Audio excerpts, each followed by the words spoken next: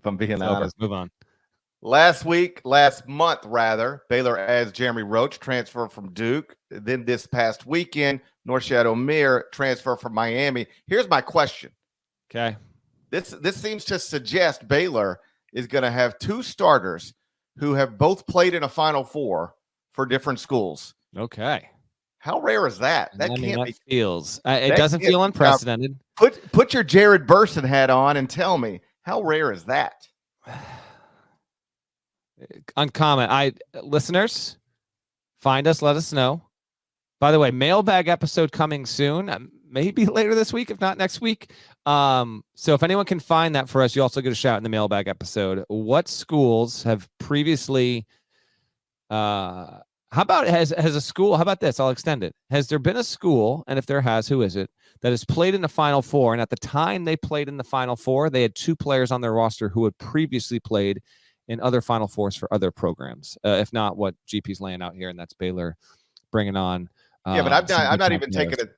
I'm not even taking it that far. I know. You're just saying Roach and Norchad Omier both played in a Final Four, and now they're on Baylor's roster. How often does that even happen? Feels like it's happened. To what level, I can't tell you. I can't give you examples, and we're not going to delay this podcast any longer than it needs to be late on a Tuesday morning. However, it's good ads, and it's funny how the portal cycle works because Baylor was expected to be the leader for ADU for about a week and a half or so, and then again, whatever, it's fine. Like ADU went to Arkansas for many reasons. One of them being it's believed that Arkansas paid him the most money, and then lo and behold, Baylor, in my opinion, just winds up with the bet. Like if it had gotten ADU, it doesn't get Omier, and to me, Omier is the better player. So ADU's an awesome defensive player. He's definitely the better player. Yeah, exactly. You've got Baylor up to 6th, version 20.0. By the way, if you missed it at the top, this is the 20th makeover of Parrish's offseason rankings. Got Baylor 6, which I agree with and have believed for a number of weeks now that Baylor and what Scott Drew was going to do with the portal cycle, and they're not done, would enter the top 5 conversation. If not, be a top 5 team, be somewhere hovering on the outskirts, and that's exactly what they have here. And I do think it does help. Like I think I'm bigger and higher on Roach than most others. I think many people see him as like a quality, quality veteran guard. I don't know. I think that he's going to be an extremely, extremely important player in the sport next season and be the exact kind of leader in the backcourt that Drew needs. And to play him and pair him with Omier, who is just an absolute hoss, man. And him getting a fresh start. Then you bring in VJ Edgecombe, who, a year from now we'll be very possibly be talking about as being the latest lottery pick to come out of Waco. There's a lot going on there, and there's been a number of key commitments in recent days. We'll get to some more of those in just a second here. But as I look up and down the list on who's transferred where, to me, Omier is the most impactful and meaningful commit in college basketball, GP, in, say, the past 5 to 6 days. Yeah, I mean, he's a 5th-year player. So he's played 4 years of college basketball, 2 at Arkansas State, 2 at Miami. He's started in a Final Four. He's never not averaged at least 12.6 points and 10 rebounds in the same season. Last season, it was 17 points, 10 rebounds. He's averaged a double-double every year of college. So you add, I believe he's already 22, a 5th-year player from the portal. Jeremy Roach, also 5th-year player who, and like people can debate how impactful he'll be. I just think when you have started that many games for a program like Duke, you have real value. He'll impact winning in a positive way at Baylor. So you got 2 older, experienced, accomplished guys from the portal. You bring back 2 double-digit scorers in Langston Love and Jaden Nunn. Yep. And then you've got the 5-star freshman in VJ Edgecombe. I'm not comparing it, but I just sort of like the way. You're not gonna say this, are you? No. What do you think I'm gonna say? It kind of looks like UConn. I'd like the way they have 1 5-star freshman and they're putting him in there. Yeah. To surrounded by older guys who have already accomplished things at the collegiate level. I love that recipe, that ratio much more than. Hey, let's go back up to Arkansas. Okay. Arkansas might start, 2 freshmen and 3 transfers or something like that, right? Probably at least 2 freshmen, at least 1 for sure guaranteed, but we'll see. Yeah. I like the whole 1-star freshman with older guy combination. That's what UConn had, and I think that's a pretty good recipe in this era of college basketball. And Baylor's going to have something that looks like that.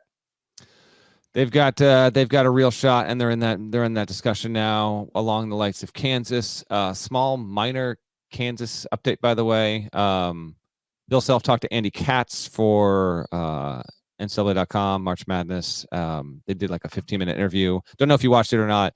The 2 notable things in that were Self. It's been kind of expected that Furphy's going to stay in the draft. That's not 100%, but that's where it's trending, and it's been that way for a couple of weeks. But it's the first time Self said that on the record. And then he did say that Florida transfer Riley Kugel was, quote, up in the air, end quote, about coming on board at Kansas, which is certainly notable and also not surprising because Kansas added so much preseason, number 1 on GP's list there. And, maybe rates a slight tick ahead of Baylor at this stage, but they added so much as 2 coaches, I think, in the past week kind of just amused aloud to me, was like, if Bill Self can get to, the way they were saying it was before the portal closed late last week, was if he can get to this portal closing without losing a player and having all that, like, he really is something else. Now the portal's closed, but if a player hasn't signed on, or they can be released from it, they can still go somewhere else. But keep an eye on Kugel there at Kansas, and if he actually winds up staying on, because they've got a lot of talent there. Right now, Baylor, you take it away, GP, but Baylor probably still a slight tick behind, I think, Kansas, objectively speaking. We talked about the Jayhawks previously. No surprise whatsoever. They are in the catbird seat and number 1 right now, preseason in the eyes of many, although Bama's creeping in on that conversation as well. I've had Johnny Furphy projected to leave the entire time. So that news from Bill impacts the top 25 and 1 in no way whatsoever. I have Kansas number 1. I think Kansas is a clear number 1 right now. Even if they were to lose Riley Kugel, I'd still keep him number 1. He would not move me off of that. And I saw some people like, man, they locked him up early and now he's unsure. I think they for the reasons you just stated, them locking him up early is precisely why he might be not coming now. He came there under a different set of circumstances. Like I can tell you, somebody who looks at projected starting lineups, there was a time in this offseason where I was like, Riley Kugel might start there. And then it became like, yeah, that's not going to happen. So I understand if he's now at least exploring other opportunities, that makes sense now. His playing time could be compromised by what else Kansas has been able to enroll. But either way, they're super, super strong. I would have them ahead of Baylor right now. But like, you look at the Big 12, I mean, the top 5 of the top 25 and 1 right now is Kansas number 1. Number 2 is Houston. I have North Carolina 3, UConn 4, but Iowa State 5. Crazy, man. Baylor 6. So what is that? 4 of the top 6 are from the Big 12. The league's going to be absolutely awesome again. It will. And obviously highly unlikely once we get to, call it middle of February or next March, that 4 of the top 6 teams and predictive metrics will be all from the Big 12, because teams will take losses. But it's roster assembly and what they look like right now.